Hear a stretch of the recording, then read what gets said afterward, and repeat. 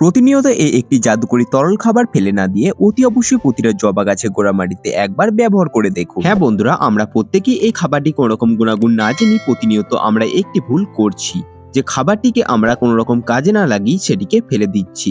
এটিকে ফেলে দেওয়া একদমই বন্ধ করুন। এই ফেলে দেওয়া খাবারটির মধ্যে এমন এমন গুণাগুণ রয়েছে যা জানলে আপনারা মাথায় হাত দেবেন। এই ফেলে দেওয়া সাধারণ উপকরণটির মধ্যে রয়েছে প্রচুর পরিমাণে পটাশিয়াম, ফসফরাস এবং নাইট্রোজেন, যা আপনার গাছে এইরকম হারে প্রচুর পরিমাণে ফুল আনতে সহায়তা করবে, গাছকে দ্রুত ঝাঁকড়া করবে এবং গাছকে রকেটের গতিতে বাড়িয়ে তুলবে। তো নমস্কার বন্ধুরা, কেমন আছেন সবাই?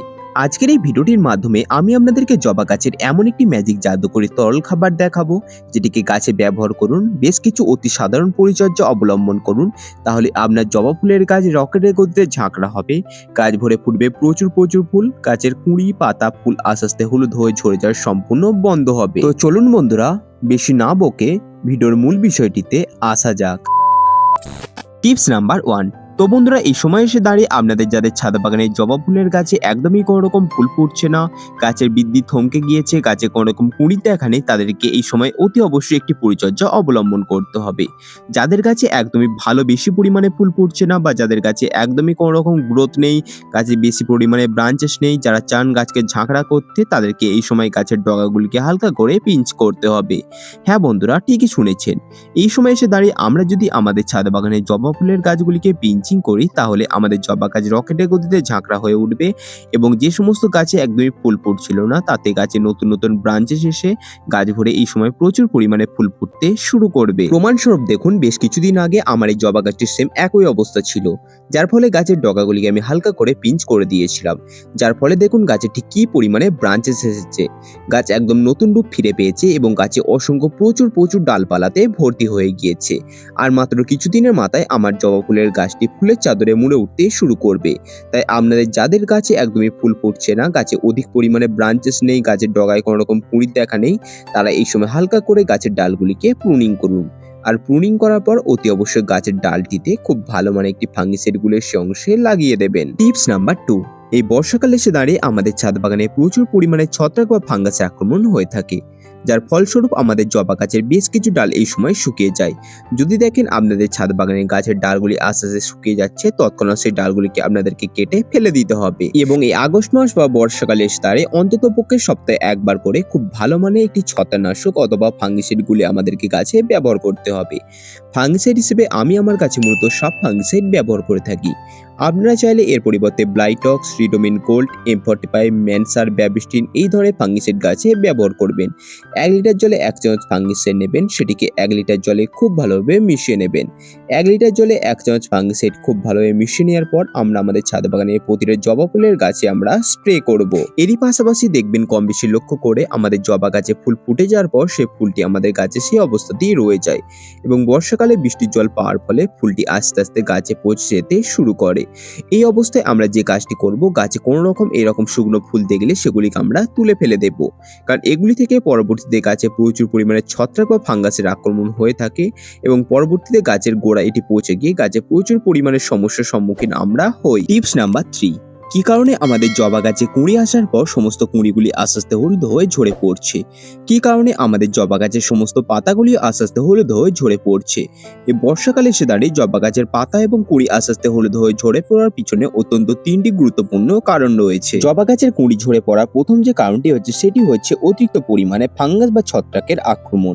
অতিরিক্ত ফাঙ্গাস বা ছত্রাকের আক্রমণের কারণে আমাদের জবা গাছের কুঁড়ি এবং পাতাগুলি সমস্ত হলুদ হয়ে ঝরে পড়ছে। এই সমস্যার সমাধান হিসেবে গাছে সপ্তাহে অন্তত একবার করে খুব ভালো মানের একটি ফাঙ্গিসাইড ব্যবহার করুন। দ্বিতীয়টি কারণটি হচ্ছে অতিরিক্ত সূর্যের তাপমাত্রা বা আবহাওয়ার তারতম্যের কারণে। হঠাৎই আকাশ মেঘ করে ঝমঝম করে প্রচুর পরিমাণে বৃষ্টি হচ্ছে এবং তার খানিকক্ষণ পরপরই আকাশ ঝলমল করে প্রচুর পরিমাণে রৌদ্রের দেখা মিলছে। এই এতটুকু সময়ের মধ্যে আবহাওয়ার তারতম্যের কারণে মূলত আমাদের জবা গাছের কুঁড়ি এবং পাতাগুলি আস্তে আস্তে হলুদ হয়ে ঝরে পড়ছে। তাই এতে চিন্তিত হবেন না, এটি মূলত প্রাকৃতিক নিয়মই হয়ে থাকে।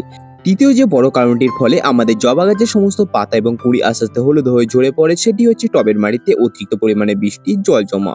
দীর্ঘদিন ধরে একটানা বৃষ্টিপাত হয়ে চলেছে, তারপরে যদি কোনোভাবে আমাদের টবের মাটিতে অতিরিক্ত পরিমাণে বৃষ্টির জল জমা হয় বা টবের মাটি সারাক্ষণ কাদা কাদা ভেজা ভেজা হয়ে থাকে, সেক্ষেত্রেও আমাদের জবা গাছের অধিকাংশ পাতা এবং ফুল আস্তে আস্তে হলুদ হয়ে ঝরে পড়ে। তাই সবসময় খেয়াল রাখুন কোনোভাবে যাতে বৃষ্টির জল টবে এসে না জমা হয়। যদি দেখেন টবের মাটিতে অতিরিক্ত পরিমাণে বৃষ্টির জল জমছে, সেক্ষেত্রে টবের ড্রেনেজ হলে মুখটিকে খুব ভালোভাবে পরিষ্কার করে দিন। যদি দেখেন টবের ড্রেনেজ হলে মুখটিকে খুব ভালোভাবে পরিষ্কার করার পরও টবের মাটিতে জল জমছে, তাহলে সেই গাছটিকে কোনো রকম শেডের নিচে রাখুন বা কোনো রকম ছাওয়া জায়গায় রাখুন, যেখানে সরাসরি বৃষ্টির জল গাছে না পড়ে।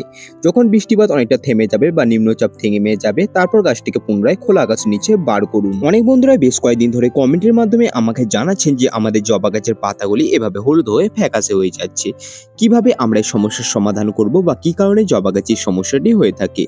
এখন যেহেতু বর্ষাকাল এবং টবের মাটিতে অতিরিক্ত বৃষ্টির জল জমে থাকার কারণে মূলত জবা গাছের পাতাগুলি আস্তে আস্তে এইভাবে হলুদ হয়ে ফ্যাকাশে হয়ে যায়, বা টবের মাটি এখন যেহেতু সারাক্ষণ ভেজা ভেজা থাকছে, এই কারণে মূলত আমাদের জবা গাছের পাতাগুলি এভাবে হলুদ হয়ে ফ্যাকাশে হয়ে যাচ্ছে। এতে বন্ধুরা চিন্তিত হওয়ার কোনো রকম কারণ নেই। টবের মাটিতে যখন জলটি আপনারা বুঝে শুনে দিতে পারবেন বা টবের মাটিটা যখন অনেকটা শুকিয়ে যাবে, তখন আস্তে আস্তে পাতাটি সবুজ হয়ে উঠতে শুরু করবে। এই বর্ষাকালে এসে দাঁড়িয়ে আপনারা যদি দেখেন আপনাদের জবা গাছে কোনো রকম বৃদ্ধি হচ্ছে না, গাছে কোনো রকম কুঁড়ির দেখা নেই, গাছে জল দিচ্ছেন, গাছের গোড়া মাটি বারে বারে শুকিয়ে যাচ্ছে, গাছের সমস্ত পাতাগুলি আস্তে আস্তে হলুদ হয়ে ঝরে পড়ছে, তাহলে আপনারা নিশ্চিত হবেন যে গাছের গোড়া মাটিতে অতিরিক্ত পরিমাণে শিকড়ের জন্ম নিয়েছে। ফলে সেই গাছটিকে আমাদের রিপোর্টিং করতে হবে। দীর্ঘদিন ধরে গাছকে একই পাত্রে রাখার ফলে আমাদের গাছের গোড়া মাটিতে রুট বাউন্ড হয়ে যায়, যার ফলে গাছে কোনো রকম বৃদ্ধি হয় না, গাছে কুঁড়ি একদমই আসতে চায় না। তাই আপনাদের যাদের ছাদ বাগানে এই ধরনের সমস্যাগুলি দেখা দিচ্ছে, সেই সমস্ত গাছগুলিকে রিপোর্টিং করুন। তো আপনারা যারা ভাবছেন জবা ফুলের গাছটিকে রিপোর্টিং করবেন বা জবা গাছটিকে রিপোর্টিং করতে চান, তারা এই সময় নির্দ্বিধায় গাছটিকে রিপোর্টিং করতে পারেন। তো আগের মাসেই গাছটিকে আমি রিপোর্টিং করেছি, যে কারণে আর রিপোর্টিং করে দেখালাম না। তো এখন আমি গাছটিতে খাবার দেব। তো তার আগে আমি গাছের গোড়া মাটিটিকে খুব ভালোভাবে খুঁড়ে আলগা করে নিচ্ছি, যাতে গাছ খুবই সহজে তার খাবারটিকে গ্রহণ করতে পারে। এবং দীর্ঘদিন ধরে এখন যেহেতু বৃষ্টিপাত হচ্ছে, ফলে টবের মাটি একদম শুকিয়ে শক্ত হয়ে গেছে। এভাবে গাছের গোড়া মাটিটিকে খুঁড়িয়ে আলগা করে দিলে টবের মাটিটা অনেকটা আলগা হয়ে যাবে এবং গাছের শিকড় খুব ভালোভাবে চলাচল করতে পারবে। যে সমস্ত গাছগুলিকে আমি আগের মাসে রিপোর্টিং করেছিলাম, সেই সমস্ত গাছগুলিতে খাবার বলতে আমি এখানে 2 থেকে 3 মুঠো পরিমাণ গোবর সার ব্যবহার করছি। চাইলে আপনারা এর পরিবর্তে ভার্মি কম্পোস্ট, পাতা পচা সার অথবা গোবর সার ব্যবহার করতে পারেন। এই সময় আমরা টবের মাটিতে গোবর সার ব্যবহার করার ফলে যে গাছগুলিকে রিপোর্টিং করেছিলাম, সেই সমস্ত গাছ রকেটের গতিতে বেড়ে উঠবে এবং সেই সমস্ত গাছের আমাদের তেমন কোনো রকম খাবার দেওয়ার প্রয়োজন নেই। এখন আসি জবা ফুলের গাছে কি এমন খাবার ব্যবহার করলে গাছ রকেটের গতিতে বেড়ে উঠবে। যে সমস্ত গাছের বৃদ্ধি থমকে গিয়েছে, গাছে ফুল ফুটছে না, গাছের কুঁড়ি আস্তে আস্তে হলুদ হয়ে ঝরে পড়ছে, সেই সমস্ত গাছে কি এমন তরল খাবার ব্যবহার করলে গাছ পুনরায় নতুন রূপ ফিরে পাবে। তো বন্ধুরা, এই খাবারটিকে তৈরি করতে আমাদের এখানে কি কি উপাদান প্রয়োজন হবে। এই খাবারটিকে তৈরি করতে আমাদের সবার প্রথমে প্রয়োজন হবে 1 টুকরো মতো ফিটকিরি। হ্যাঁ বন্ধুরা, ঠিকই শুনেছেন, এই ফিটকিরির মধ্যে রয়েছে এমন এমন গুণাগুণ যা আপনারা শুনলে অবাক হবেন। সবার প্রথমে 1 লিটার জল নিন এবং সে 1 লিটার জলে আপনার ছোট্ট একটি ফিটকিরির টুকরো কমপক্ষে আপনারা ভিজিয়ে রাখুন 1 ঘন্টার জন্য। যদি গুঁড়ো হয় সেক্ষেত্রে 1 চিমটি পরিমাণ ফিটকিরি 1 লিটার জলে খুব ভালোভাবে মিশিয়ে নিন এবং যদি বড় ডেলা আকারে থাকে সেটিকে কমপক্ষে 1 ঘন্টার জন্য ভিজিয়ে রাখুন। ঠিক 1 ঘন্টা পর সেটিকে পুনরায় আবার জল থেকে আপনারা তুলে নিন। ঠিক 1 ঘন্টা ফিটকিরিটিকে ঠিক এভাবে জলে ভিজিয়ে রাখার পর জলটি দেখতে খানিকটা এইরকম লাগবে। প্রত্যেক গাছে টব অনুযায়ী ছোট গ্লাসে 1 গ্লাস বা 100 ml পরিমাণ প্রতিটা গাছে খাবারটিকে ব্যবহার করা যাবে এবং এই খাবারটিকে আমরা ব্যবহার করব মাসে 1 বার। এই ফিটকিরি যদি আপনারা টবের মাটিতে ব্যবহার করেন, পুনরায় ক্ষারীয় থেকে আমাদের মাটি অ্যাসিডিক হয়ে উঠবে।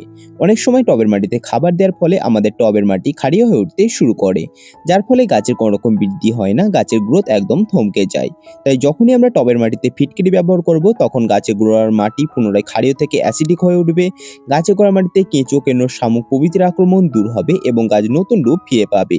তাই অতি অবশ্যই এই খাবারটিকে ব্যবহার করুন। এখন আসি আপনাদের যাদের জবা গাছের কোনো রকম বৃদ্ধি হচ্ছে না বা গাছের গ্রোথ একদম থমকে গিয়েছে, গাছে কোনো রকম কুঁড়ি আসছে না বা গাছে একদমই ফুল ফুটছে না, তারা এই সময় টবের মাটিতে কি কি খাবার ব্যবহার করবেন। আজকের এই ভিডিওটিতে আমি একদম সম্পূর্ণ একটি অর্গানিক খাবার তৈরি করে দেখাবো। তো তার জন্য ভিডিওটিকে ধৈর্য সহকারে দেখুন। তো এই খাবারটিকে তৈরি করতে আমাদের সবার প্রথমে প্রয়োজন হবে চাল ধোয়া জল। এই চাল ধোয়া জলের মধ্যে রয়েছে প্রচুর পরিমাণে নাইট্রোজেন, ফসফরাস এবং পটাশিয়াম, যা গাছের দ্রুততার সাথে বৃদ্ধি করবে। দ্বিতীয়ত আমাদের এখানে প্রয়োজন হবে পেঁয়াজের খোসা পচানো তরল।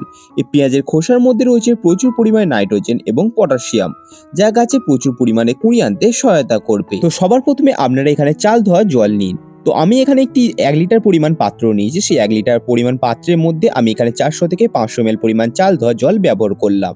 দ্বিতীয়ত আমরা এখানে ব্যবহার করব এই ১০০ ml বা ১ মুঠো পরিমাণ যে পেঁয়াজের খোসা আছে, পেঁয়াজের খোসা পচানো তরল। এটিকেও আমি এই তরলটির মধ্যে মিশিয়ে নেব এবং এই তরলটির সাথে আমরা এখানে আরো সম পরিমাণে জল মেশাবো এবং এটিকে পাতলা করে গুলে নিয়ে প্রতিটা গাছে গোড়া মাটিতে আমরা এই খাবারটিকে ব্যবহার করব।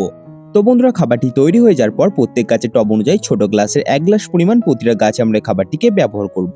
চাইলে টবের আর্দ্রতা অনুযায়ী কম বেশি পরিমাণে খাবারটিকে ব্যবহার করতে পারেন, কারণ এটি যেহেতু সম্পূর্ণ অর্গানিক পদ্ধতিতে তৈরি, গাছে কম বেশি পরিমাণে দেওয়া হলে কোনো রকম অসুবিধা হবে না। এবং এই খাবারটিকে আমরা আমাদের প্রতিটা ছাদ বাগানে জবা গাছে চালিয়ে যাব সপ্তাহে একবার।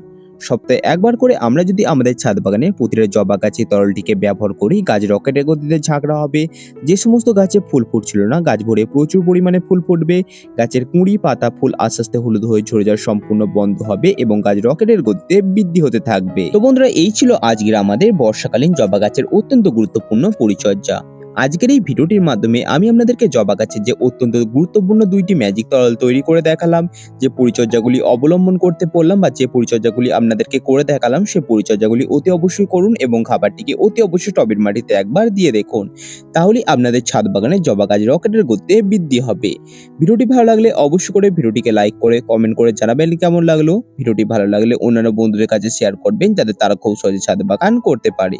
তো বন্ধুরা, দেখা হচ্ছে আবার অন্য কোনো ভিডিও নিয়ে। তো ততক্ষণ সুস্থ থাকবেন, ভালো থাকবেন এবং আমার ভিডিও দেখতে থাকবেন।